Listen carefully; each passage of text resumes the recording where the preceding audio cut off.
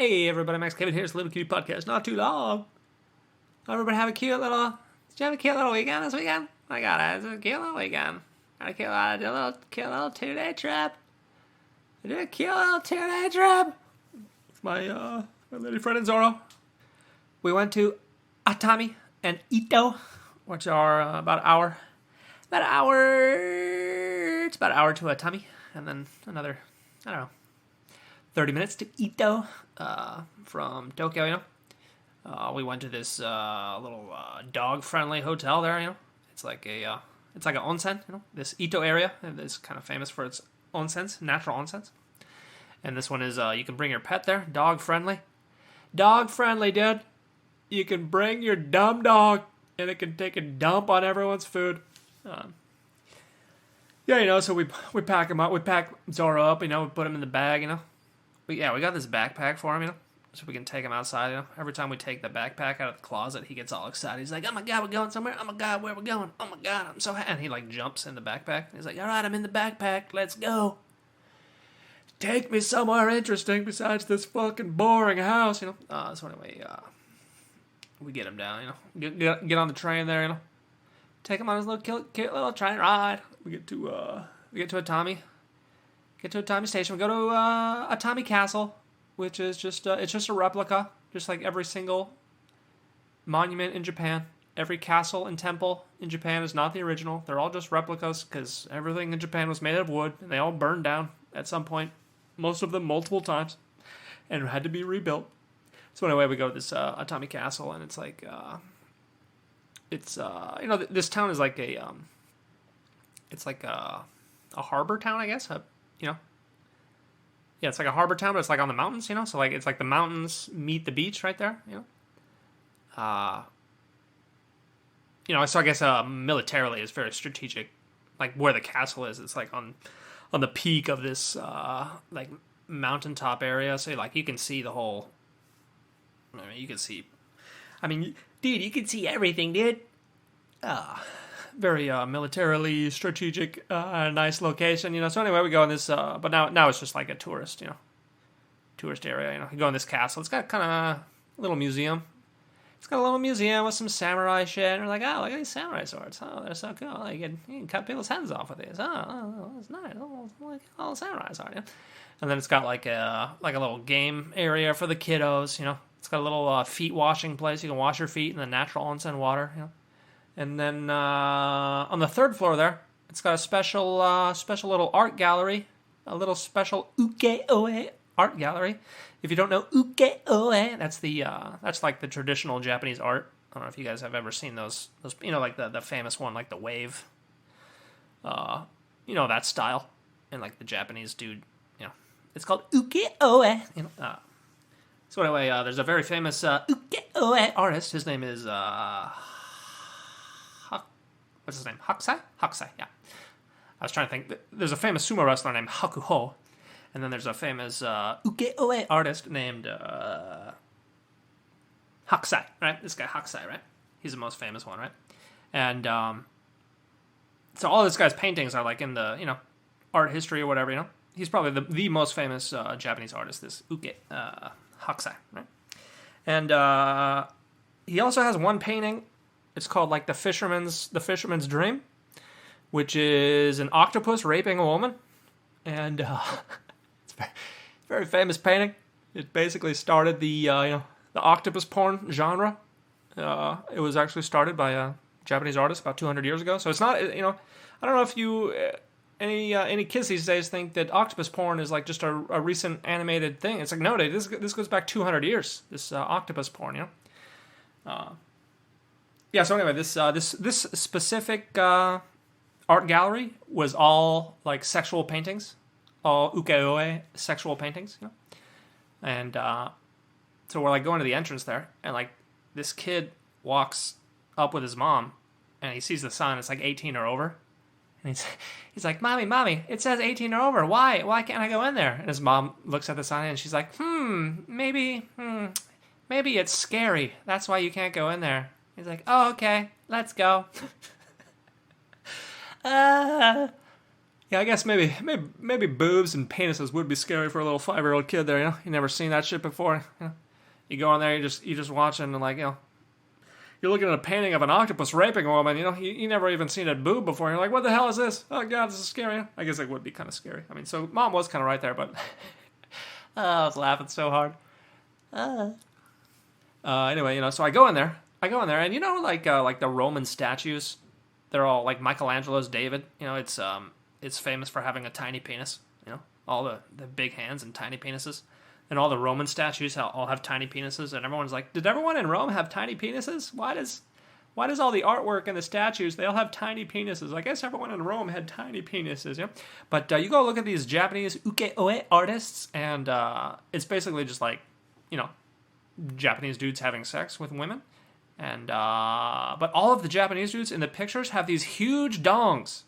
And it's like the most detailed part of the picture are these huge fucking, I mean, if they were real, they'd be like, I don't know, 1.5 foot long, 6-inch thick dong, bulbous, veiny.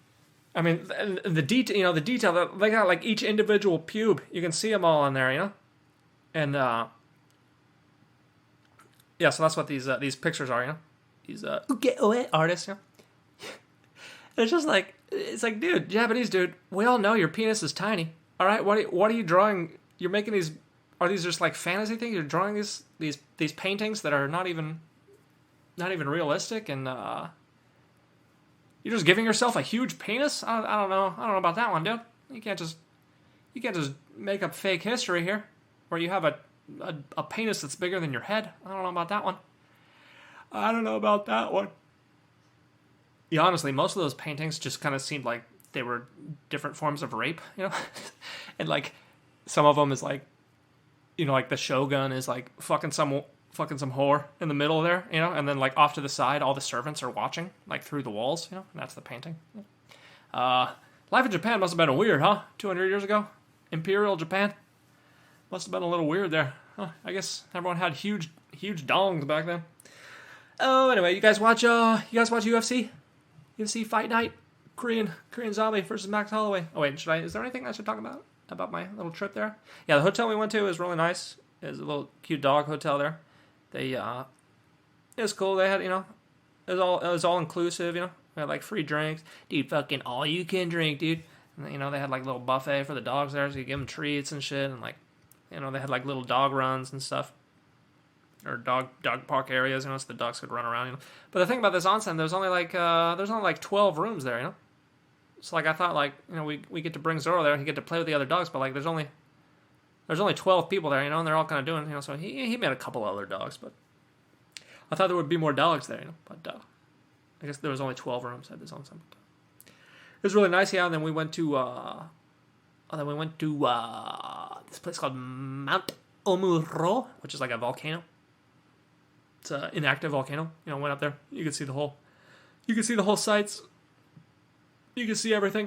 Is there anything else going on? And then we went to the zoo. There's like a little zoo in that area. It's like it was called a cactus zoo, which I don't know. Maybe someone should tell them that cactuses aren't animals. But yeah, I mean it was like a combination zoo botanical garden, and they had like cactuses from all over the world, and different animals. They had like capybara, which is like a giant rat. I don't know if you guys seen these things. They're like 50-pound rats, called capybara. And yeah, they had some red pandas. They had some kangaroos. They had some chimpanzees. Yeah, they had the chimpanzees there, and like I was just thinking, man, all these chimpanzees just want to fucking murder everyone. They do not want to be in this cage. If they got out of this cage, they would just fucking murder everyone. Is there anything else going on at the zoo there? I don't know. Yeah. Okay, UFC time, So, of course, UFC was on quite early because it was in Singapore there, So it's just Saturday night for me. Usually it's on Sunday morning, but it's like 12 hours earlier. Let's see. I placed 4 bets. I bet $40. I won 2, lost 2. So I only won $5 there. And the one that really lost me was Ryan Spann. Fucking Ryan Spann. He destroys Anthony Smith's eye in the second round there. And then in the third round, he's like, well, I already destroyed your eye. I guess I don't have to do anything in this third round, even though I lost the first round. And I destroyed your eye in the second round. I should probably do something to win the fight in the third round, but I don't know. I'll just stand here and do nothing. So they give it to Anthony Smith, you know, and he was on my parlay there. God, that fucking Ryan Spann, you just threw like 3 more punches in that round. You owe me $10, dude. I think that parlay was to win 15, so I should have been up $30. I should have won $30, but I only won 5 because fucking Ryan Spann didn't want to throw a couple punches in the third round. Ryan Spann, you owe me $20, dude. If I bet on you a couple times, you lost every time. You son of a bitch. You told me you started training. Yeah. Oh, anyway. And of course, Max Holloway versus Korean Zombie. That was just kind of sad to watch. That kind of went how everyone thought it would go. I was kind of expecting Max Holloway to do even better. Actually, he got hit a few times. I don't know. His defense didn't look that good. Maybe Korean Zombie's just that good, but I feel like Max Holloway, he did not look good. He did not look like he could beat Volkanovski if they fought a fourth time. Definitely. But, of course, he did knock out, I guess, triple. Yeah, I feel like Zombie should have been, he got knocked out in the second round there. And then the ref didn't call the fight for whatever reason, even though he's, like, on the ground, like, staring off, his eyes are, like, staring off into space, you know? He can't even focus, and he's like, oh. And the ref's like, oh, he's not knocked out. He's intelligently defending himself, so Max Holloway just, like, falls on him, tries to get him in a headlock there. But he couldn't get the submission, you know? But the fight should have definitely ended right there, you know? But then they sent him out in the third round there, and Zombie's just like, all right, fuck it. I'm just gonna try to knock him out right here. Charges forward, then Max just cracks him again. Knocks him down the third time. Sad to see the Zombie go. Probably never should have fought. I don't know why he fought Max Holloway. He definitely should have retired. Of course, then we had Giga Chikka D's versus Alex Caceres. Giga Chikka D's too. He won this one, but he didn't look like he's improved that much. And now he's 35 years old. I don't know, dude. I don't know, Giga Chikka D's. Might be 5 years too late, dude. See, he only started fighting like 4 years. He only started fighting in the UFC when he was like 31. Yeah, I guess he was in Glory. Anywho, yeah, of course, there was a bunch of Japanese and Korean fighters on this card. There was, of course, Rinya Nakamura. Yeah, Rinya Nakamura, this guy, he's like a wrestling phenom, dude. And he was fighting this dude, Fernie Garcia, who is also unranked. But I laughed out loud. God, Fernie Garcia is on a 3-fight losing streak. Oh, sucks to be that guy. This guy. God, he used to be 10-0. He was 10-0, and then he joined the UFC, and now he's 10-3, or 10-4. Oh, jeez. Anyway, like Rinya Nakamura, he was the most heavy favorite. He was minus 900, which is that's insane. Max Holloway was only minus 750 to beat the Korean Zombie. So this guy Rinya Nakamura, he was even bigger favorite, and so he goes out there and he just out wrestles this guy Fernie Garcia, and like he can't do anything. Like he's totally helpless. Like. He's in another. The wrestling of this guy is just so much better than him, you know. And Garcia, he goes back to his corner after the first round there, and you could tell he knows, like right there, he's fucked. You know, he's gonna lose this fight again. You know, he's gonna lose his third or fourth one in a row there. You know, and his corner's like, "Hey man, you can do it. All right, he's gonna get tired. Okay, he can't do that. This guy never made it to the third round. He's gonna get tired, and you're gonna be able to beat him." And Garcia just looks at his corner and like shakes his head no. Like he's like, "What the fuck are you talking about?" Yeah, he like didn't even believe his corner. He was so defeated. It was so funny. I've never seen a fighter just like not believe his corner. Like his corner was saying he's gonna get tired, and Garcia just looks at him like, "What the fuck are you talking about? He's not tired at all. I'm fucking tired." You know. Oh, it was so funny. Then he did it in the second round too. His corner, like, because then he just got dominated again in the second round. You know. Then he goes back and his corner's like, "All right, you can do it. You did a little better in that second round. You can punch him. You can knock him out." Garcia just looks at him and shakes his head again. Feel bad for the guy. Oh, okay. Then of course we had Aaron Blanchfield versus Talia Santos. This was probably one of the better, one of the one of the better fights, or one of, the as I said yesterday, as I said last time, I don't know why this was like fifth. Yeah, this is like fifth on the card there. It should have been the co-main. I don't know why this wasn't. Anywho, of course, Talia Santos looked pretty good there in the first round there. She won that first round there. And Erin Blanchfield is like, ooh, her striking's not that good. Her striking's not that good. Maybe the hype train's over. Talia Santos. But then, like, I don't know, Talia Santos, after the first round, she was, like, complaining to her corner about something. And, like, it's all in Portuguese, okay? And then they have the translator's voiceover. And the translator voiceover was like, you can't worry about that right now. Forget it. Like, I guess she was some problem. She had some problem, Anyway, I don't know if she broke something or pulled something or injury or something, but she didn't too good. She just got wrestled in round 2 and round 3 there. So I don't know if she got hurt after the first round, or she just Erin Blanchfield just made the adjustments, did some wrestling there, but she should be next in line for the title there. And I don't know, man. I don't know if if Talia Santos did not get injured and Erin Blanchfield, I mean, she beat her. But, her striking was still kind of, ooh. Then, of course, we had Junior Taffa versus Parker the Porker with a fat penis Porter. And Junior Taffa knocked him out. I don't know why Junior Taffa is fighting a heavyweight. I mean, that guy he can't cut 20 pounds. Why doesn't he just cut 20 pounds? I don't understand. He could lose 20 pounds, and then he could cut 20 pounds and fight at 185, I'm pretty sure. I don't know why he's fighting at heavyweight. Anyway, he knocked out Parker Porter. Parker Porter's not that good. Were there any other good fights? Were there any other good fights? Oh yeah, I also bet on this dude Bedoya. Like without even looking at him, I just looked at Kenan Song versus Rolando Bedoya.